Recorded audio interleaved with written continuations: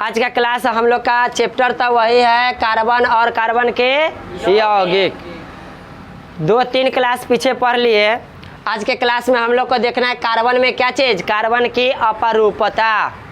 Carbon के अपरूप बचपन से पढ़ते आए, हीरा ग्रेफाइट।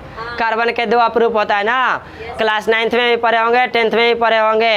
हीरा और ग्रेफाइट कार्बन के क्या है, अपरूप है। तो आज वही अपरूप को हम लोग देखते हैं। बउआ अपरूप टॉपिक का नाम क्या है, अपरूपता। अपरूपता किसे कहेंगे, सुनिए, किसी भी पदार्थ का एक रूप से अधिक रूप में बंटना है अपरूप कहलाता है। किसी एक पदार्थ का कई एक रूप में बनना ही क्या कहलाता है, अपरूप। अच्छा, कोई एक पदार्थ कई एक रूप में अलग अलग रूप में कैसे बन जाता है, कब, क्या घटना होती है, जब अधिक उस पर ताप प्रवाहित किया जाता है या अधिक ताप और अधिक दाब देने से किसी पदार्थ के रूप में क्या होता है, परिवर्तन हो जाता है। अच्छा, रूप परिवर्तन होने के बाद उसका भौतिक गुण भी परिवर्तन हो जाता है। रूप परिवर्तन के साथ साथ भौतिक गुणों में भी परिवर्तन हो जाता है, तो उसे अपरूप कहा जाता है और यह पूरी घटना अपरूपता कहलाता है। कार्बन के कितने अपरूप होते हैं, कार्बन के मुख्य रूप से इसे कभी कभी पूछ देता है तो 3 अपरूप, हीरा, ग्रेफाइट और फुलेरेन।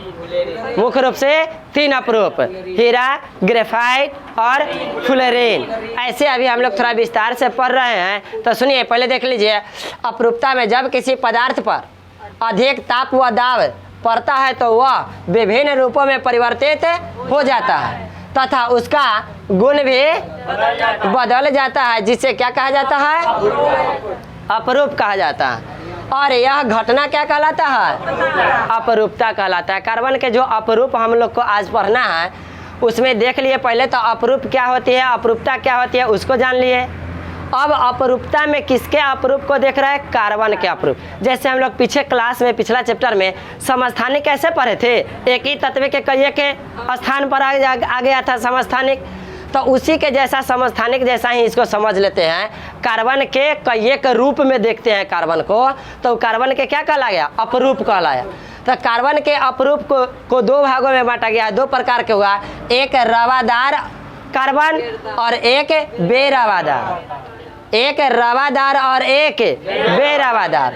अब सुनिए, रवादार अपरूप को क्रिस्टलीय रूप भी कहा जाता है, क्रिस्टलीय अपरूप, और बेरवादार को अक्रिस्टलीय अपरूप कहा जाता है। कार्बन के अपरूप को 2 भाग में बांटा गया है, एक क्रिस्टलीय और एक अक्रिस्टलीय। क्रिस्टलीय को रवादार कहे और अक्रिस्टलीय को बेरवादार कहे। अच्छा, रवादार यानी कि क्रिस्टलीय, इसमें जो भी आएगा कार्बन के अपरूप उसकी संरचना निश्चित होगी, और बेरवादार में जो अक्रिस्टलीय है इसकी संरचना अनिश्चित होगी, इसकी संरचना निश्चित। हाँ, तो कार्बन के किस अपरूप की संरचना निश्चित होती है, क्रिस्टलीय की। किसके, क्रिस्टलीय बोलिए या रवादार अपरूप कहिए। उसके बाद किसकी संरचना अनिश्चित होगी, बेरवादार, जिसे अक्रिस्टलीय कहा गया। देखिए, अब रवादार जो क्रिस्टलीय है इसका कुछ एग्जाम्पल है, कौन कौन से आ गया, हीरा, ग्रेफाइट और फुलेरेन। क्या क्या, हीरा, ग्रेफाइट और फुलेरेन।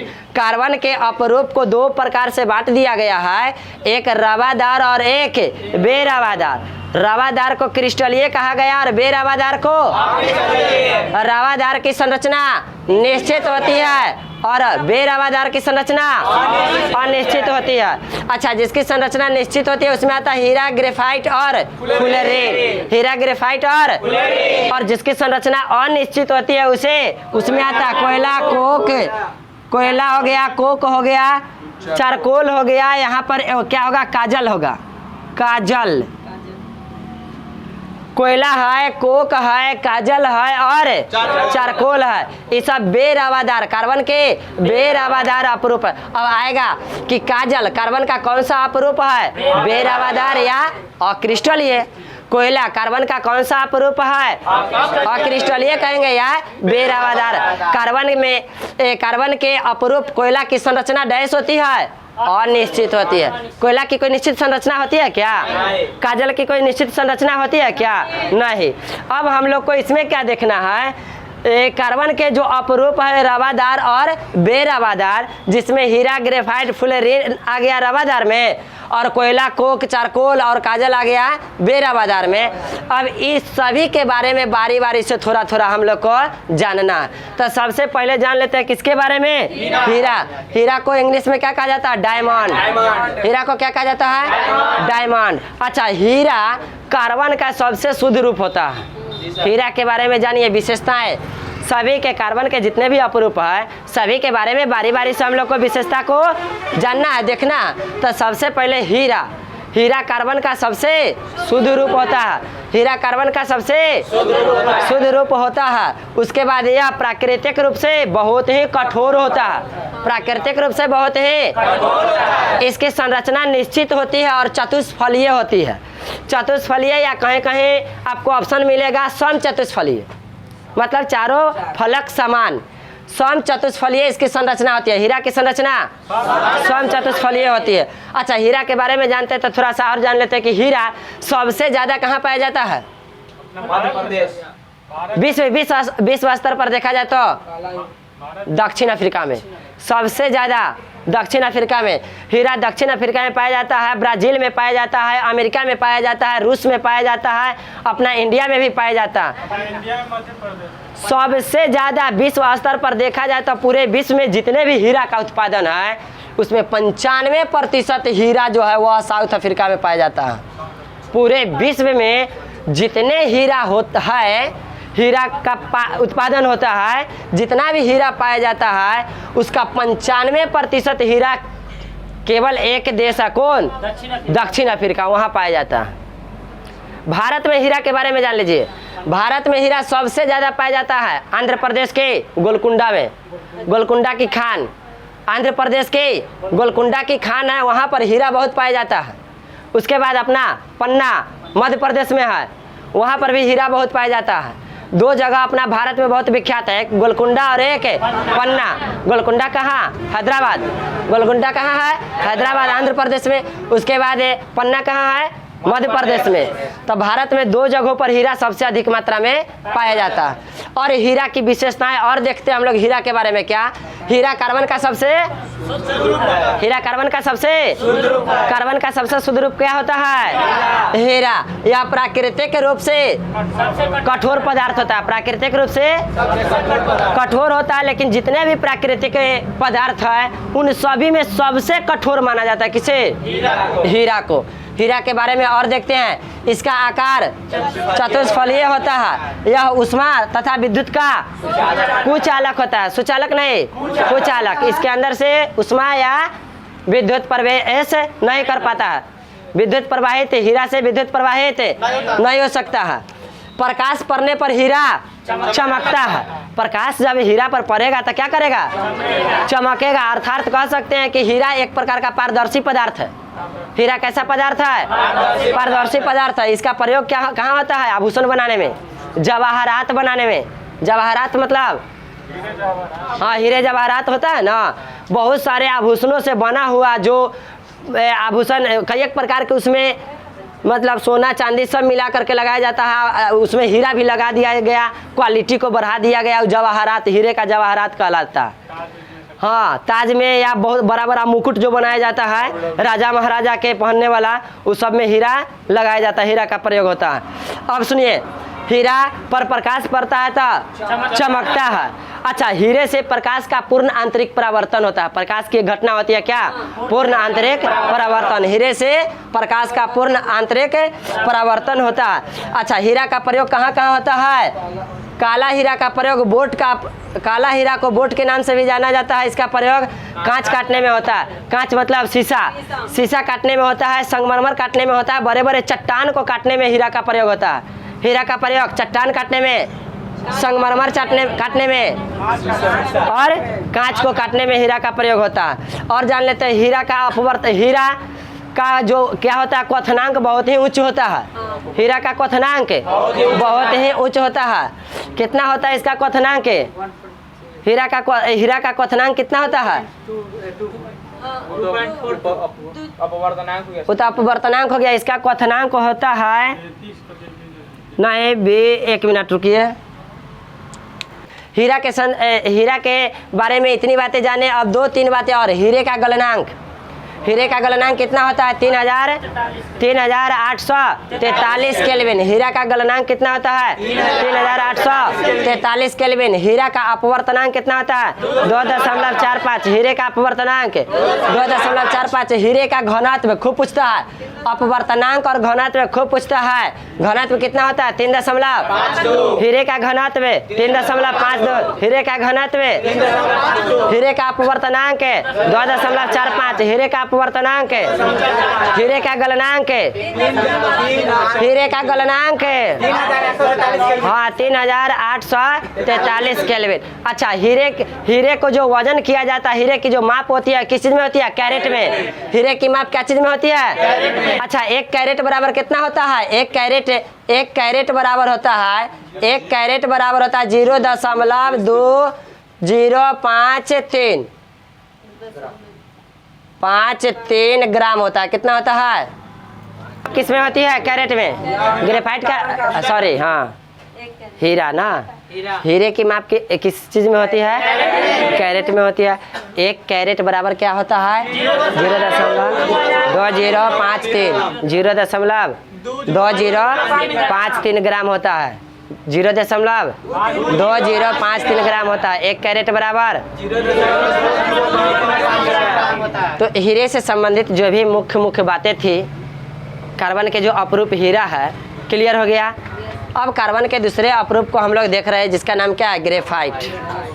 ग्रेफाइट के बारे में देखते हैं। यह ग्रेफाइट क्या है? कार्बन का अशुद्ध रूप है। ग्रेफाइट कार्बन का अशुद्ध रूप है। ग्रेफाइट कार्बन का अशुद्ध रूप होता है। प्राकृतिक रूप से धूसर रंग का होता है। किस रंग का? धूसर रंग का होता है और नर्म होता है, चिकना होता है, नर्म होता है।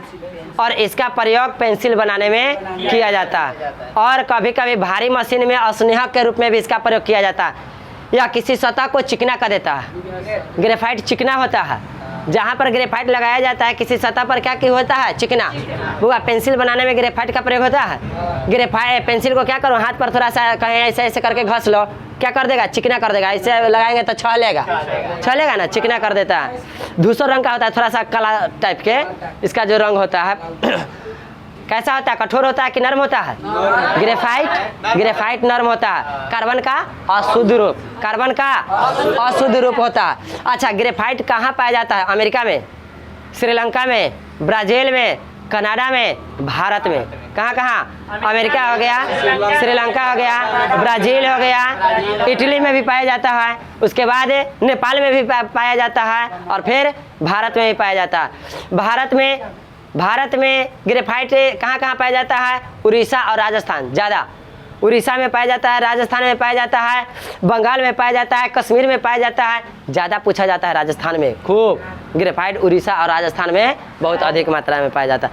ऐसे बंगाल में भी है, उसके बाद कश्मीर में भी पाया जाता है। हाँ, तो अब ग्रेफाइट के बारे में और देखते हैं। ग्रेफाइट की विशेषताएँ क्या क्या है? कार्बन का कैसा रूप है? अशुद्ध रूप है। विद्युत का उष्मा और विद्युत का सुचालक होता है। उष्मा और विद्युत का सुचालक होता है। इसका प्रयोग कहाँ? इलेक्ट्रोड के रूप में होता है। इलेक्ट्रोड के रूप में किसका प्रयोग होता है? ग्रेफाइट का। पेंसिल बनाने में ग्रेफाइट का। भारी मशीन में अस्नेहक के रूप में।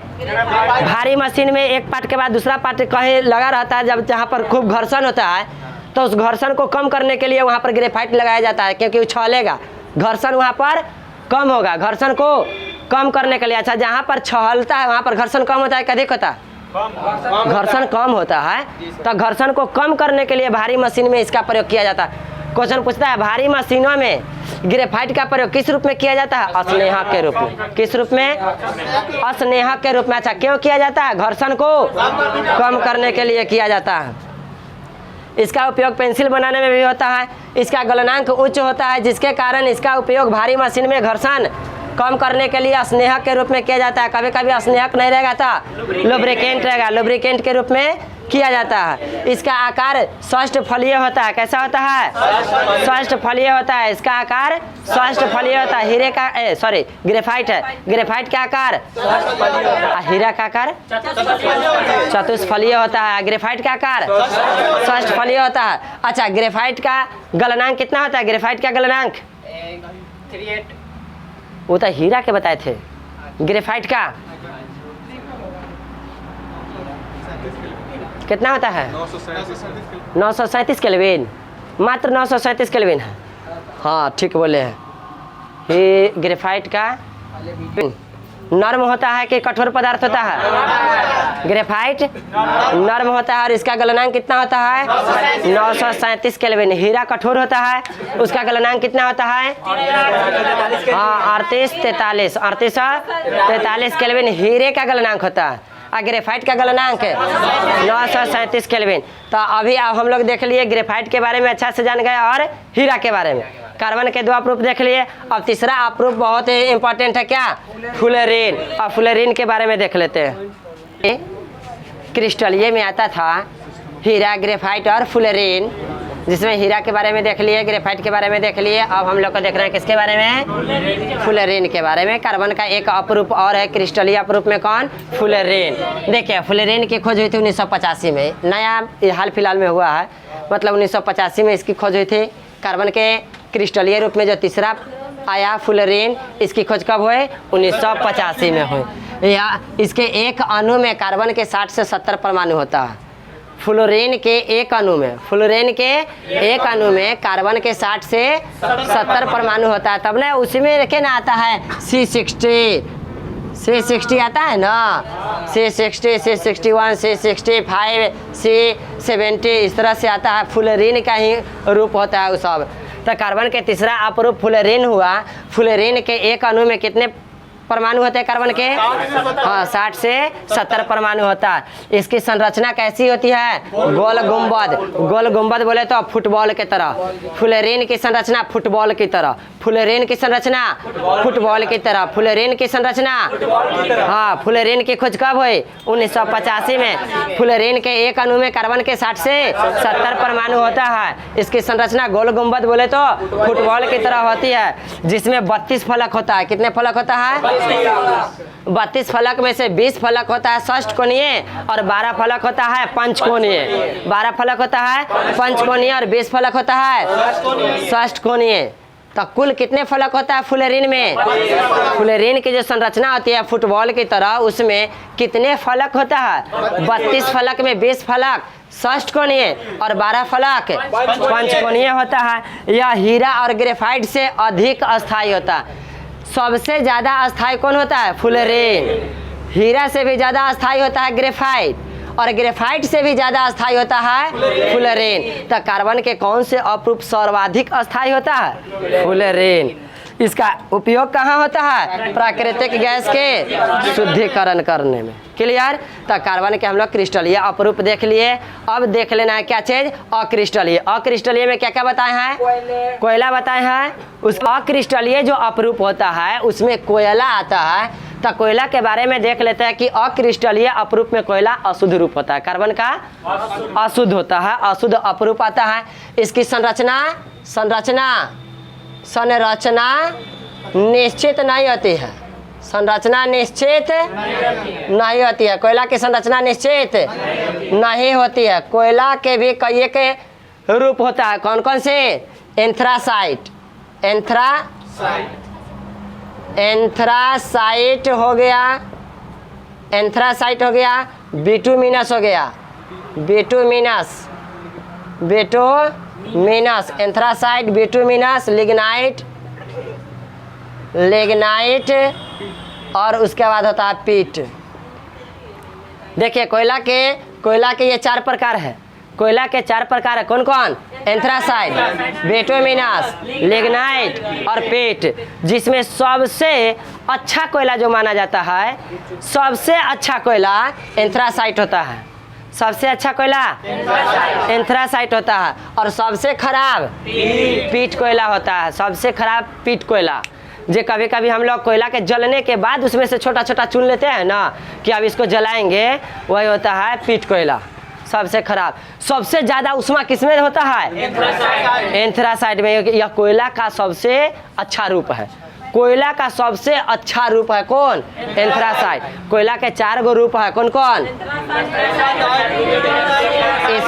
हाँ, इसको याद कर लेंगे।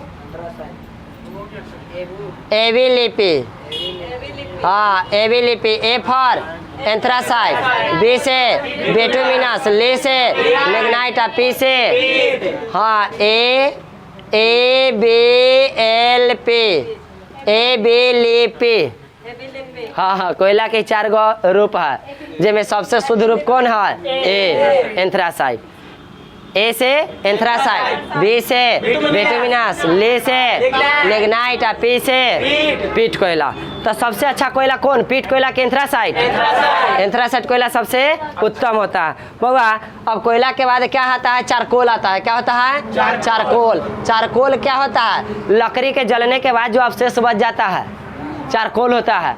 पूछेगा कि चारकोल किसके अंतर्गत आता है? लकड़ी किसके अंतर्गत आएगा? कोयला में कि चारकोल में कि कोक में? चारकोल में। हड्डी, अस्थि जिसे कहा जाता है, अस्थि। हाँ, वह चारकोल का उदाहरण होगा। कौन कौन? चारकोल के उदाहरण में ले लेंगे लकड़ी और अस्थि। अस्थि किसका उदाहरण हो गया? चारकोल का। कोक जानते हैं? कोक। कोक क्या होता है? क्या होता है कोक? हाँ, कुछ पदार्थ को गर्म किया जाता है और उससे जो धुआं निकलता है, गर्म होने के बाद उससे बहुत अपशिष्ट कुछ पदार्थ निकल जाता है। उसके बाद जो जड़ उड़ करके जो पेंदी में बच जाता है ना, वही कहलाता है क्या चीज़? कोक। अच्छा, उसके बाद आता है क्या? काजल। हाँ, काजल कहेगा कि अक्रिस्टलीय अपरूप में कोयला का सबसे शुद्ध रूप देखा जाए तो क्या होता है? काजल। अक्रिस्टलीय अपरूप में कोयला का सबसे शुद्ध रूप है काजल। अक्रिस्टलीय अपरूप में सबसे शुद्ध रूप हीरा। हीरा सबसे शुद्ध रूप ना है। तब हुआ आज के क्लास में हम लोग देख लिए क्या? कार्बन के अपरूप। अपरूपता जान गए, कार्बन के अपरूप को देख लिए। अब एक क्लास इसका और इम्पोर्टेंट है, जो कल का क्लास होगा उसमें हम लोग को पढ़ना है कार्बनिक यौगिक से बनने वाला पदार्थ, अपमार्जक और साबुन।